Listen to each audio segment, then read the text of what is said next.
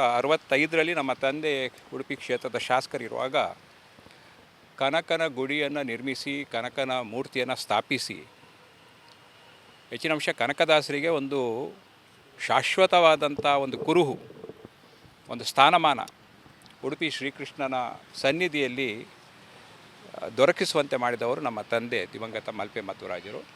ಅಂತೂ ಶ್ರೀಕೃಷ್ಣ ಮುಖ್ಯ ಪ್ರಾಣರ ಕನಕದಾಸರ ಸೇವೆ ಮಾಡುವಂಥ ಒಂದು ಅವಕಾಶ ನಮ್ಮ ಪಾಲಿಗೆ ಬಂದಿದೆ. ನಾನೀಗಾಗಲೇ ಸಮರ್ಪಣೆ ಮಾಡಿ ಆಗಿದೆ, ಕೃಷ್ಣಾರ್ಪಣೆ ಮಾಡಿ ಆಗಿದೆ. ಇನ್ನು ಮುಂದಿನ ದಿವಸಗಳಲ್ಲಿ ಏನಾಗುತ್ತೆ ನನಗೆ ಗೊತ್ತಿಲ್ಲ.